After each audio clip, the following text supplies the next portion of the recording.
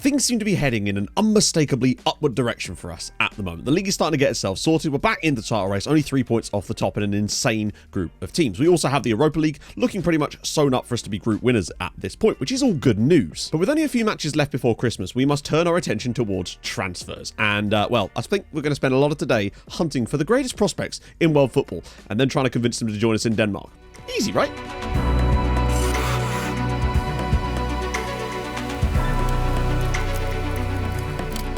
As always, if you have been enjoying the series up to this point, drop a like on the video. That would be bloody fantastic. Really do appreciate it. Thanks in advance. But I want to just jump straight in with a player I've just been looking at, and this is him. This is Bostian Canalets. Now, what I did was I had a little look through our scouted player list, and never underestimate the importance of the scouted player list. It's on your player search screen, but if you do the drop down, I'll show you in a bit. But basically, you could look at any players that your scouts have looked at any point, even if you've decided not to pursue them. And occasionally, players will slip through the gaps. There's a few players in there that I'm really interested in, but some of them need a little bit more scouting because the fees associated with them would be quite large, particularly for a club like us. We don't have the hugest amount of money. But I did notice this guy, Bostian Canalets, a Slovenian. He's a left winger technically, but let's be honest, that's not where I'm really looking at his qualities. I'm looking about what he could do for us as a central midfielder. The reason I'm interested in him, 18, would join us in January, and he'd be a homegrown player. Wouldn't have to be registered for 3 years anyway, but by the time he was, he'd be a homegrown player trained at club. Lovely news. The other thing is, I had a little look, and I've been able to wangle a deal where we'd pay £230,000 for him, and I think that would be quite a good piece of business. Now, depending on what he would want in contract negotiations, I think he'd be an excellent addition to this team. In addition, I think that the Corone sale might have been the best thing that could have happened to us. It's allowed us to start making some actual moves, kind of like what happened when Indistab was sold at Tromsø. I really do feel like that was the making of us, to be fair. He actually went for it. 1.2k a week, 5-year deal, 3-year extension. It's got a wage clause. It got rid of the release clause. We've obviously got the relegation release clause too. I mean, look at the amount of actual outlay that would mean for us. It's barely anything in the wage budget. I think we have to do this deal. Even better news, Pog just brought me a coffee. This day just gets better and better. Oh yeah, the league. We're playing against HIK today. They're basically bottom of the league. They may as well be bottom of the league. It technically can't be occupied by 2 teams, but for the purposes of this, it really fully freaking is. So hopefully we're going to go there and smash them. That's my hope. As for the team, obviously, the injuries that we've had lately have not exactly helped us, and Carlson does need a rest. Luckily, I postponed a cup match, which should allow him to get nice, ample rest over the next couple of games. So I'm still going to go with him. Oh, do we? I think we kind of have to. Look at the state of this team. We're going to try and nurse him through one more game in this team at the moment. It's not in a great space right now, hence why Oscar Perez is going to play in the midfield. Is he, though?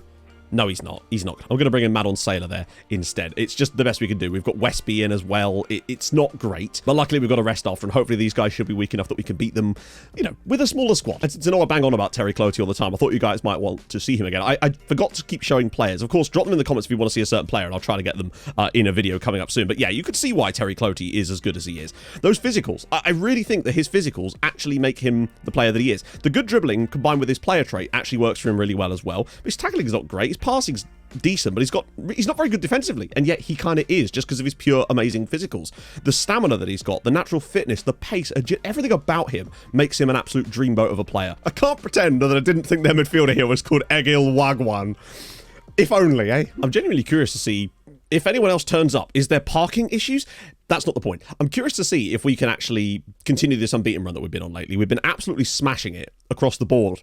This is going to be a tough one because of the depleted squad, but I still think we've got it in us. I mean, this has been a dreadful game. We have not started well. Nothing's really happened, but never mind as Vestby gets a touch on it. Or was it Carlson? No, it was. I think it was Seaman Vestby. I think that's going to count. I don't think he's offside by even an inch there, and I think we're going to get a very fortunate lead. I don't see us doing a lot else here, but at least we're winning the match, and that's really all that matters. Getting victories like this away at the bottom club, I'm not expecting 5 or 6-0 wins when our team is as absolutely trashed as it is, but if we just win this game 1-0 with a cheeky one from a corner like that, then that's fine. Joao Victor, but it would be nice if we could actually spread our legs a little bit. Spread our legs, that's not the right turn of phrase at all, is it? If you fancy doing that after the game, lads, that's your prerogative, but right now we need to try and get a second goal. Joao Victor bringing it down the right hand side. Can he find a space for a cross? He does. Gomez is in acres here, pulls it back across, and Madden Sailor arriving as he does. Lovely stuff. 2-0.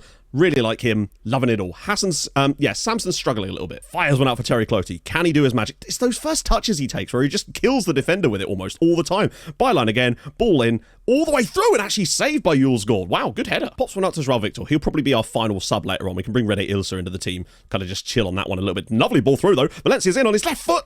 Ooh, that is not a good finish. Perez out on the left. Finds Valencia into the channel. He's actually built up a nice piece of space here. Can he slot it back across? Szymanski's in there, and it's a great finish from Kamil Szymanski. 3-0. Nice assist from Valencia. Nice to see him still contributing to the match. Hassan Samson has improved a little bit in the second half. I don't say that. I do could turn here. Oh, Samson's in!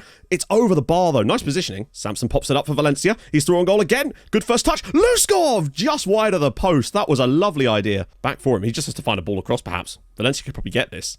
Szymanski in the box here. Madon Sailor. Can he find anybody to pass it to? Oh, okay, he's found Perez instead, and it's over the bar with just a few seconds here. I mean, this ragtag bunch have actually done a pretty solid job getting a relatively comfortable victory in the end here, so I'm actually very impressed with them, considering the lack of fitness they had in their legs going into this match. They've done a very good job at getting away with a 3-0 victory, so that certainly looks like it is, and it is. HIK 0, Sunyaska 3. We expected to win, and we did. Vespi, Madon Sailor, and Szymanski grabbing the goals, but another excellent performance. Samson actually really pulled it together in the second half. He's more of a defensive-minded player, so having to have him play there because he's got okay passing didn't really work for him in the first half, but he definitely improved in the second half and started getting on the ball a lot more and was actually picking some nice passes. So really good work there. 3-0, lovely old job. Elsewhere, I mean, an early red card for Jasherovic made no difference to Copenhagen as they win again. Nordsjælland also win again. Silkeborg finally drop some more points and finally allow us to sneak into third spot. After 15 matches, we're only 3 points off the top. We are well in this, and I'm still thinking to myself, if we hadn't lost that game to Esbjerg, we'd be right in there and probably be sat top of the league right now.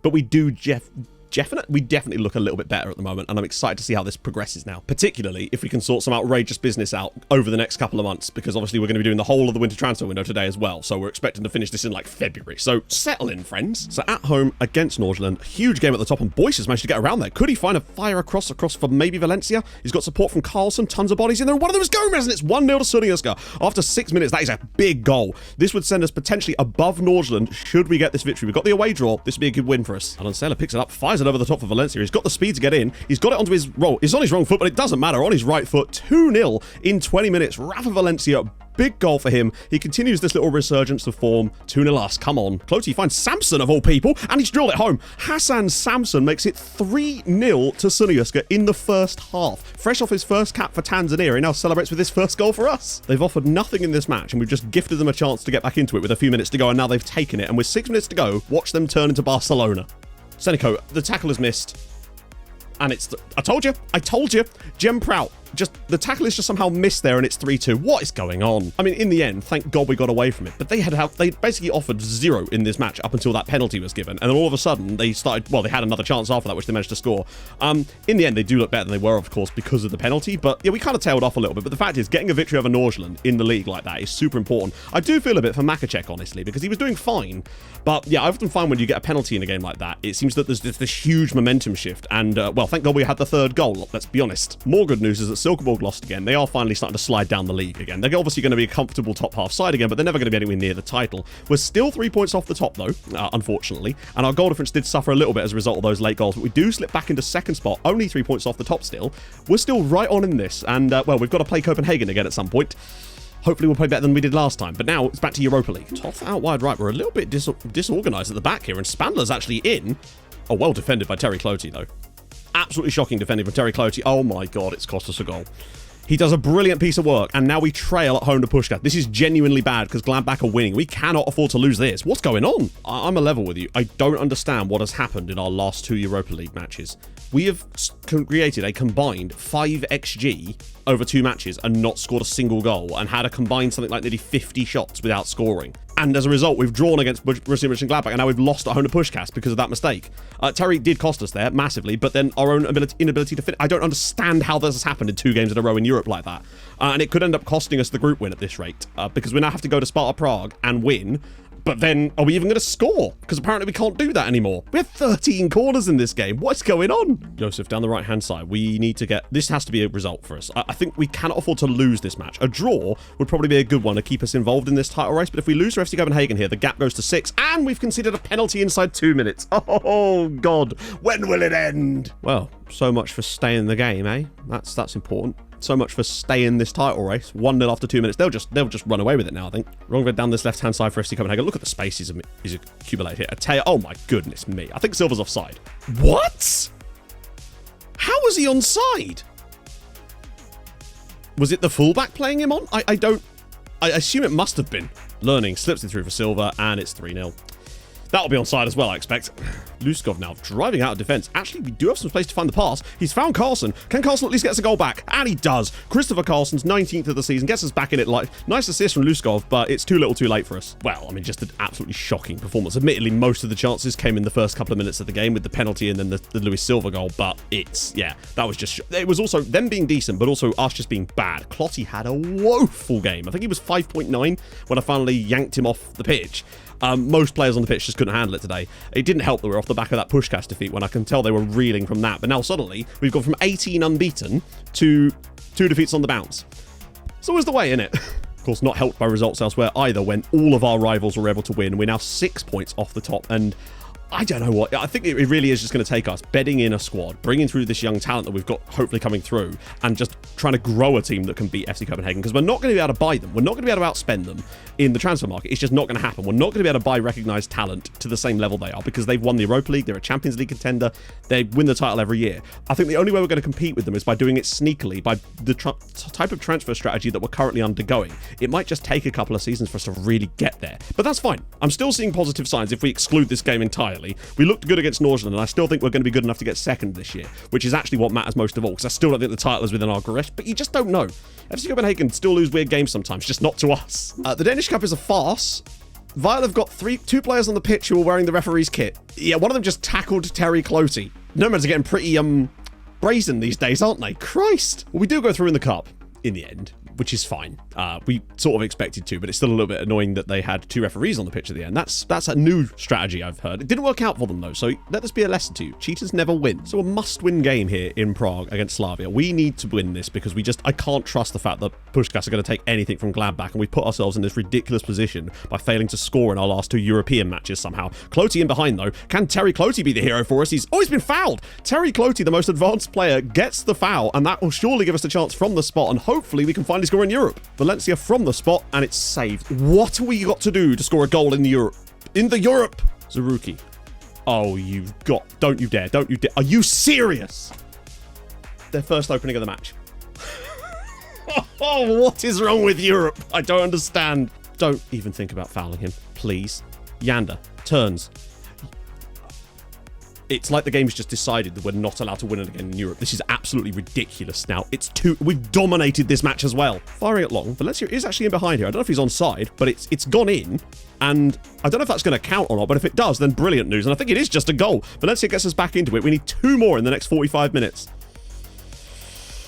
So we didn't win the group, despite being... I just cannot believe what has happened in the last 3 games in Europe.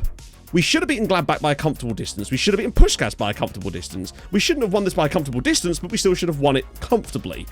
I don't understand what's happened in the last 3 matches. We've scored 1 goal in the last 3 games, despite having something like 70 shots. And they've been good quality shots too. It's not like we've just been shooting from long range the whole time. That is astonishing. Well, we've got a hell of a hole to dig ourselves out of there in Europe. That is very annoying, but I don't know what you can do about it. We're creating chances. That was the first penalty that Valencia has missed for this club as well, just conveniently in this match as well. Amazing. In case you're wondering, and I like stats like this just because they're completely anomalous and they're just mental to even think about. In those 3 games that we just played in Europe that we managed to score 1 goal from, we had 70 shots, 25 shots on target, and an XG of 7.36, and that got 1 goal. What the hell? Well, it's first round knockout draw because, of course, we get to play in that now. So who the hell are we going to get this? Watch this be like a... Oh, this is going to be dreadful, isn't it? Besiktas. You know what? Actually, that could have been a lot worse. So I'll take that. I mean, it genuinely could have been. Look at some of the teams that could have been. So actually, Besiktas is probably one of the better draws we could have got. But it will mean we'll have to have at least... Based on that, in order to score 3 goals across the 2 legs, we will need 210 shots. I hope you're up for it, lads. You're going to need to be. So out of the cup as well. Took the lead in the first half through Carlson, but that was our first and only opportunity of the match. Yasherovic scored a banger after that, and then it was a goalkeeping mistake from Makacek that cost us. He did okay in the rest of the match, but he dropped the ball from a corner, and it just dropped straight into the path of Yasherovic. So, yeah, not great, but we weren't really expecting much from this game, honestly. We are out of the cup, so I guess that gives us something one less set of matches to focus on after Christmas, but... Goddamn, form is a fickle mistress, mate. Okay, so there's a couple of guys I've been monitoring. One of them is Ronnie Eintzer, who plays for FC Copenhagen. He's available on a free transfer because he's a goalkeeper. Well, not because he's a goalkeeper, although he is a goalkeeper. And I'm tempted to try and pick him up depending on his wage because he'd be Danish, homegrown, all that good stuff. In addition, there's another goalkeeper here who I'd also be kind of interested in. And that's Farid Hernandez from Nacional over in Uruguay. He's younger and arguably better. I kind of feel like he might be the type of guy that might be a better option for us if he's free. Although actually, he's not technically free, even though his contract's up in 6 months. There's still compensation. I might try and buy him cheaper. Gomez's contract also expires. I've accepted some bids from some Portuguese sides for him because they want to pay money, which is weird that they would want to do that. But I think it would get us... he's not going to stay at the end of the season. Like, there's just no reason to keep him at 33 years old. He'd only want even more money.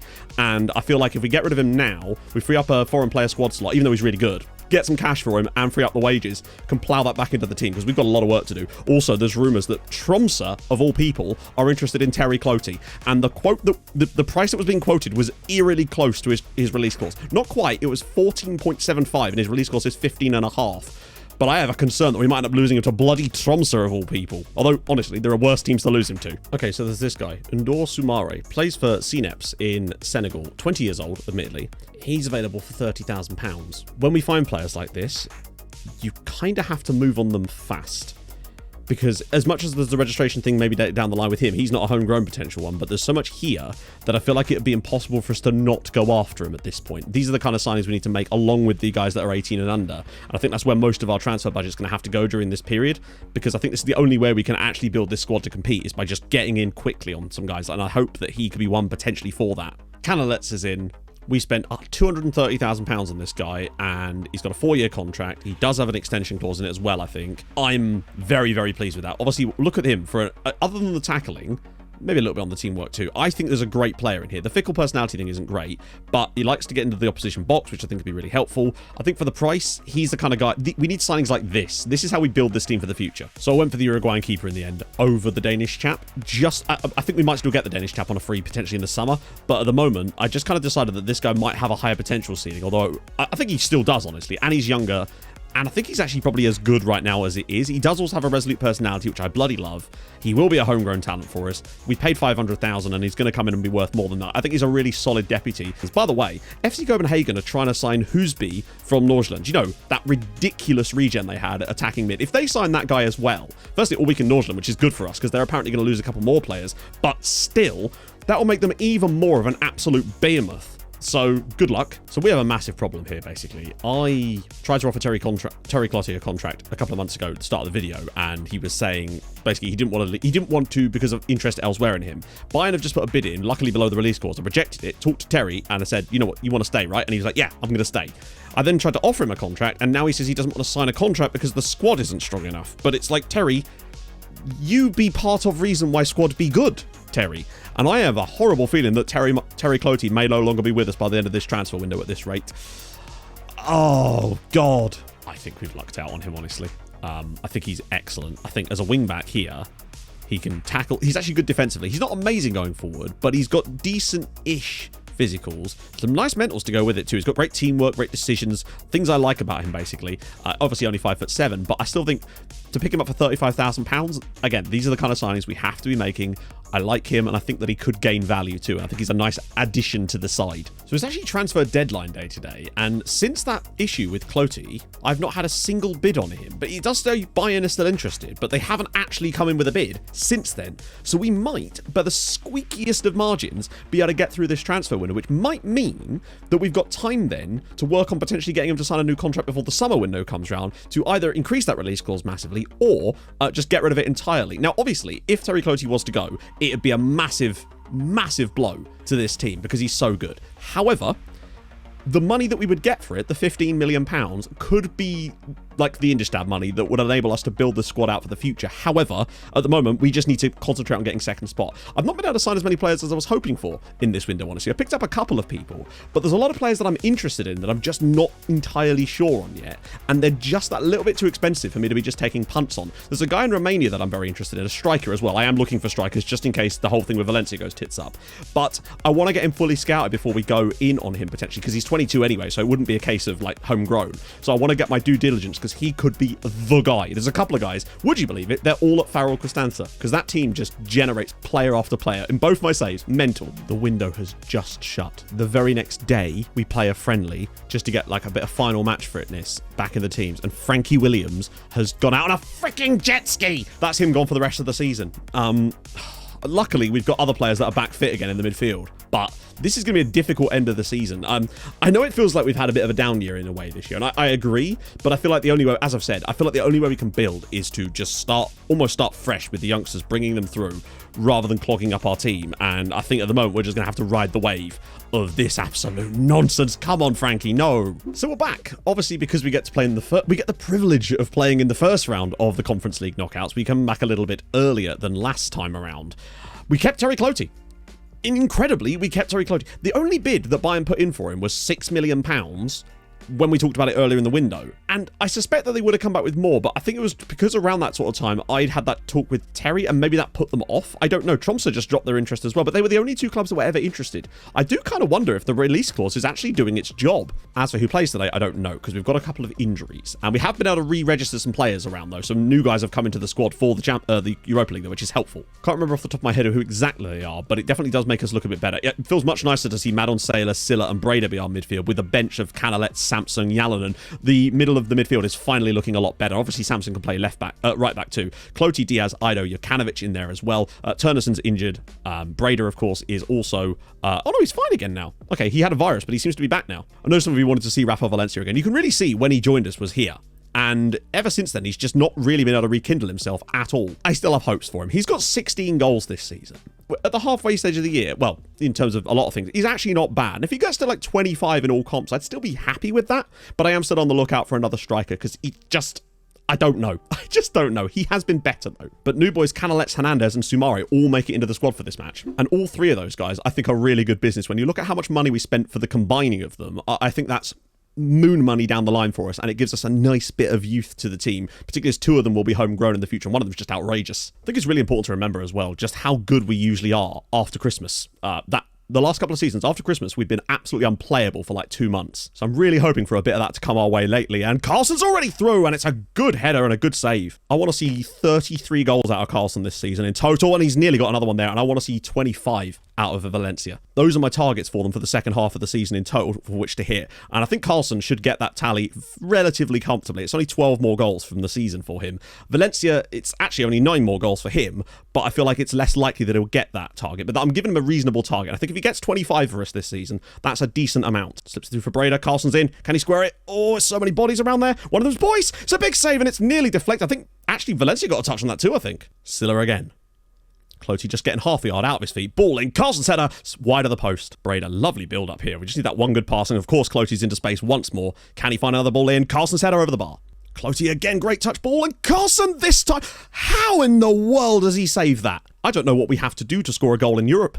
It's staggering the amount of incredible saves our opposition goalkeepers are pulling off in every match now. Cloutey again. He's tearing them apart down the left, as he always does. Valencia goes back for Terry Cloutey. Ball in again. Carlson over the bar this time. From Edon Saylor, lovely pass out wide for Boyce. He's just stretching the play a little bit more. Nice to see. Boyce, Breda, Carlson. Oh, this is great football.